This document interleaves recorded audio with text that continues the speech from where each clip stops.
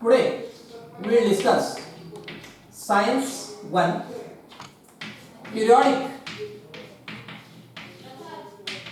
Classification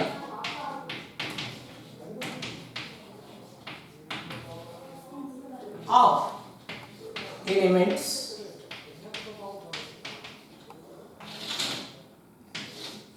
lecture number 4. Demerits of Mendeleev's periodic table. Demerits म्हणजे त्याच्या मर्यादा, त्याचे लिमिटेशन्स. हा टेबल त्याचे जसे मेरिट्स आहेत तसे काही डिमेरिट सुद्धा आहेत. तर याच्यामध्ये तो याच्या पहिलं जे आहे, पहिलं जे डिमेरिट आहे तर रिगार्डिंग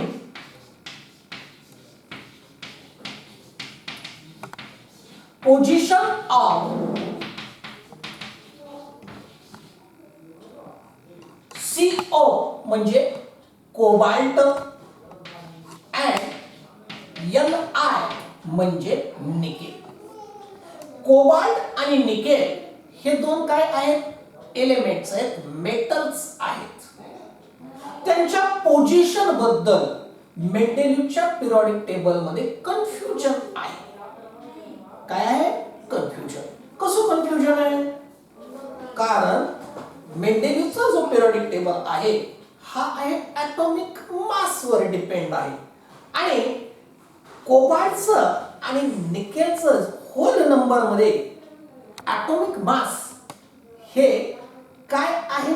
जवळपास सेम आहे. त्याच्यामुळे नेमकी त्यांना जागा कोणती द्यायची, कोणाला अगोदर द्यायची आणि कोणाला नंतर द्यायची, याच्याबद्दल काय आहे? कन्फ्युजन आहे. की पहिलं कन्फ्युजन काय आहे की समजा डिमेरिट काय आहे? Position of. कशाची पोझिशन? CO म्हणजे कोबाल्ट, Ni म्हणजे काय आहे? निकेल. ह्या दोघांच्या पोझिशन बद्दल काय आहे तर कन्फ्युजन आहे. याच्यामध्ये काय आहे? कन्फ्युजन आहे. कन्फ्युजन आहे म्हणजे इथं थोडा मेंडेलीवचा गोंधळ झाला होता. कारण त्यांचा होल नंबर ॲटॉमिक मास जे आहे, होल नंबर म्हणजे पूर्णांकामध्ये, की पूर्णांकामध्ये त्यांचं जे ॲटॉमिक मास आहे ते जवळपास सारखंच आहे. म्हणून त्यांचं काय आहे की नेमकी पोझिशन, त्याची सिक्वेन्स काय करायची, सिक्वेन्स म्हणजे क्रम काय ठेवायचा, निकेलला अगोदर ठेवायचं का कोबाल्टला अगोदर ठेवायचं, हे काय आहे? कन्फ्युजन आहे. हे आहे. दुसरं कन्फ्युजन कोणतं आहे? Regarding position of isotopes. आता what is meant by isotope? आपण पाहिले आयसोटोप म्हणजे काय आहे तर these are the forms of the same element. हे काय आहे? एकाच एलिमेंटचे फॉर्म्स आहेत की ज्यांचा काय आहे? ॲटॉमिक नंबर सारखाच आहे.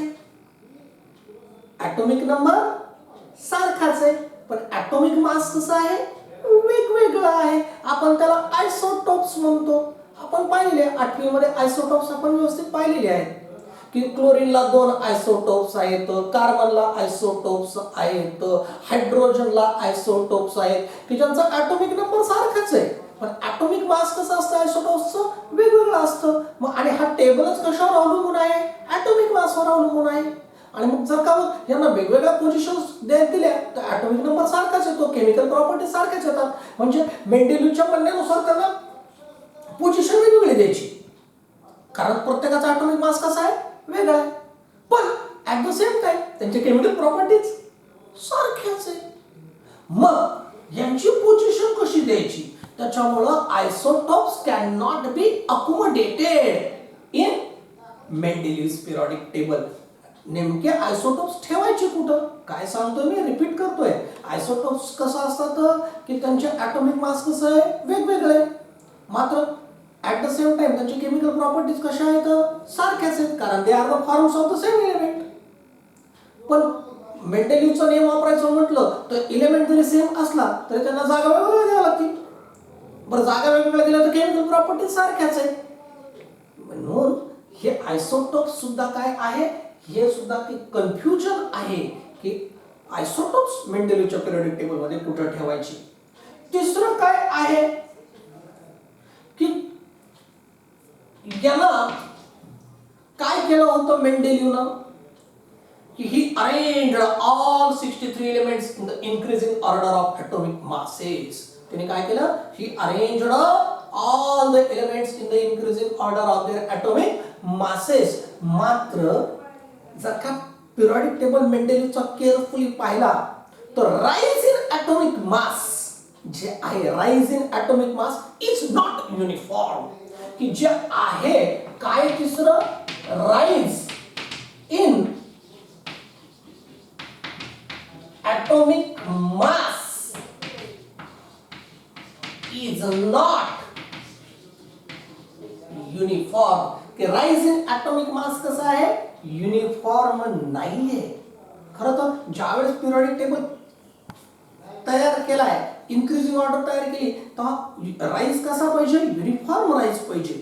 हो, त्याला एक पॅटर्न पाहिजे राईज व्हायला. तो राईज व्हायचा पॅटर्न नाहीये, युनिफॉर्म राईज नाहीये. हे सुद्धा त्याचं काय आहे, ड्रॉबॅक आहे. आणि अजून सगळ्यात महत्वाचं काय आहे, position of hydrogen. Position of H म्हणजे हायड्रोजन. हायड्रोजनचं काय करायचं, मेंडेलिव्हच्या पिरियोडिक टेबल मध्ये नेमकं कुठे ठेवायचा. कुठे ठेवायचा म्हणजे तुम्ही म्हणता सर त्याचा ॲटॉमिक मास 1 आहे, पहिल्याच पोझिशनला त्याला ठेवून द्या, पहिल्या आडव्यावर. पण दुसरी गोष्ट काय आहे की हायड्रोजनचं एक वैशिष्ट्य असं आहे की हा अल्कली मेटल सारख्या सुद्धा प्रॉपर्टी दाखवतो. हा अल्कली मेटल सारख्या सुद्धा प्रॉपर्टीज दाखवतो आणि तो हॅलोजन सारख्या सुद्धा प्रॉपर्टी दाखवतो. हायड्रोजनचं मी काय म्हटलं वैशिष्ट्य, की हायड्रोजन अल्कली मेटल सारख्या सुद्धा प्रॉपर्टीज दाखवतो.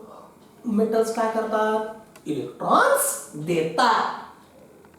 आणि कधी कधी हा हायड्रोजन हॅलोजनच्या सुद्धा प्रॉपर्टी दाखवतो. हॅलोजन काय करतो, इलेक्ट्रॉन घेतो.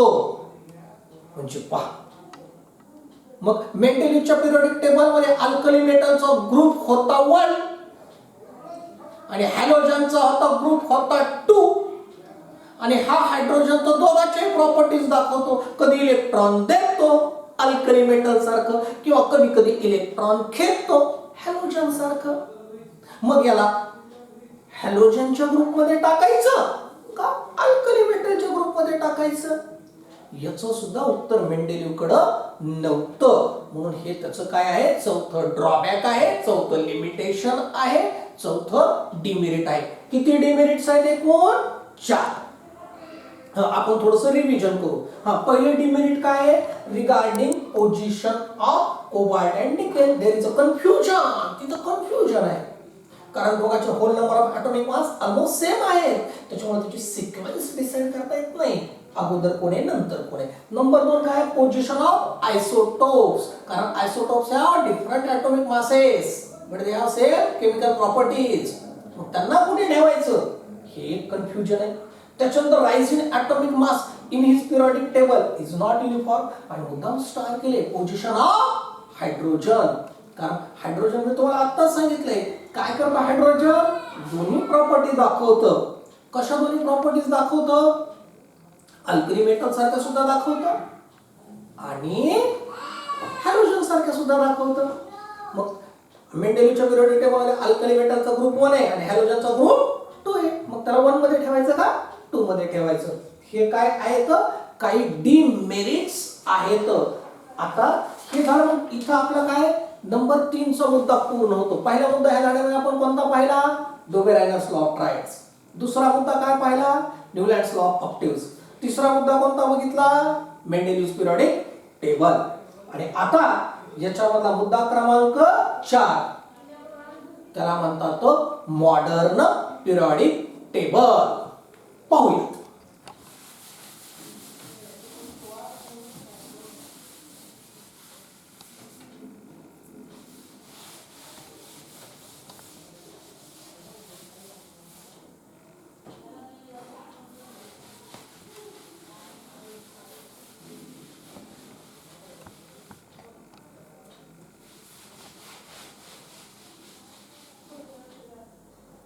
कोणता आता बघा सुरुवातीला तुम्हाला यादी करून दिली आहे. आणि हा मुद्दा क्रमांक 4 मॉडर्न म्हणजे आधुनिक पिरियडिक टेबल. हो, ह्या शास्त्रज्ञांनी मात्र स्वतःचं नाव नाही लावलं. हो, जसं डोबेरायनरनं लावलं, न्यूलँड्सनं लावलं, मेंडेलिव्हनं लावलं. मात्र हे जे काय इंग्लिश सायंटिस्ट होते यांनी हा जो पिरियडिक टेबल शोधला त्यांचं नाव आहे हेनरी मोसले. मात्र त्यांनी स्वतःचं नाव नाही लावलं मोसलेज पिरियडिक टेबल. त्यांनी काय नाव दिलं? मॉडर्न पिरियडिक टेबल, आधुनिक आवर्त सारणी. मॉडर्न पिरियडिक टेबल काय केलं? असं नाव दिलं. मग हे जे आहे त्यांनी शोधून काढलं. कधी शोधून काढलं? 1913 साली हा मॉडर्न पिरियडिक टेबल काय केलाय? त्यांनी शोधून काढलाय 1913 साली. आणि सगळ्यात महत्वाचं म्हणजे त्यांनी काय केलं? हे जे बाकीचे जे 3 सायंटिस्ट जपमाळ घेऊन बसले होते, atomic mass, atomic mass, atomic mass, पण मोसले साहेबांच्या लक्षात आलं त्यांचा जो पिरियडिक टेबल आहे तर त्यांनी सांगितलं त्यांचा जो पिरियडिक टेबलचा जो बेस आहे तो आहे ॲटॉमिक नंबर.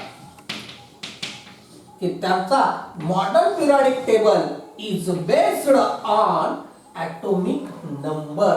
बघा, Dobereiner's law of triads based on atomic mass, Newlands law of octaves based on atomic mass, Mendeleev's periodic table based on atomic mass.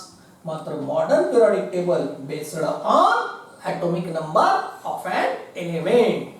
मूलद्रव्याच्या atomic नंबरवर तो काय अवलंबून आहे. हा मूलभूत फरक आहे सगळ्या बाकीच्या मध्ये आणि मोसलेमध्ये. आणि त्याच्यानंतर त्यांनी काय केलं? जसं मेंडेलिव्हनं स्वतःचा एक पिरियडिक लॉ बनवला तसं यांनी सुद्धा एक पिरियडिक लॉ बनवला. आणि त्याला मात्र परत अगेन त्यांनी स्वतःचं नाव दिलं नाही. त्याला सुद्धा नाव काय दिलं? Modern periodic law. Modern periodic law काय नाव दिलं? Modern periodic law. आणि काय मॉडर्न पिरियडिक लॉ? तर तो आहे properties of elements. Properties of elements are periodic function of their atomic. आणि त्याने सांगितलं होतं मेंडेलिव्हना मासेस, पण इथं काय म्हणायचं? Atomic numbers. बघा, मेंडेलिव्हज पिरियडिक टेबल आणि मॉडर्न पिरियडिक टेबल फक्त एका शब्दाचा फरक आहे. मेंडेलिव्हज पिरियडिक टेबल सांगतो ॲटॉमिक मासेस वर अवलंबून आहे, तर मॉडर्न पिरियडिक टेबल काय सांगतो? Properties of elements are periodic function of their atomic numbers. हो, परीक्षेचे उत्तर देताना घाई करायची नाही. एक शब्द चुकला पूर्ण मार्क्स जातात. Properties of elements are periodic function of their atomic numbers. आता हे जे काय आहे हा आहे मॉडर्न पिरियडिक लॉ. आता हा जो मॉडर्न पिरियडिक टेबल आहे, ह्या मॉडर्न पिरियडिक टेबल जर का आपल्याला शिकायचं म्हटलं, हा मॉडर्न पिरियडिक टेबल जर का आपल्याला शिकायचं म्हटलं तर structure of modern periodic table जे आहे त्याचे काही हेड्स आहेत. कसे असं ना, मला मॉडर्न पिरियडिक टेबल खूप मोठा आहे, पण ते आपल्याला शिकायचं म्हटलं तर त्याचे भाग आहेत. कोणता? पहिला भाग येतो periods in modern periodic table. दुसरा भाग येतो groups in modern periodic table. तिसरा जो भाग येतो तो येतो bottom of modern periodic table. चौथा भाग येतो blocks in modern periodic table. आणि पाचवा भाग येतो zigzag line in modern periodic table. zigzag line in modern periodic table. म्हणजे मला मॉडर्न पिरियडिक टेबल किती ग्रुप्स खाली शिकायचा आहे? 5 ग्रुप खाली शिकायचा आहे. पिरियड्स, ग्रुप्स, बॉटम, ब्लॉक्स आणि झिगझॅग लाईन हे 5 हेड्स आपण कंप्लीट केले म्हणजे आपण मॉडर्न पिरियडिक टेबल पूर्णपणे शिकलो असा त्याचा अर्थ होतो. हे तर जेव्हा तुमच्या टेक्स्टबुक मध्ये सगळं सरळ दिलेलं आहे.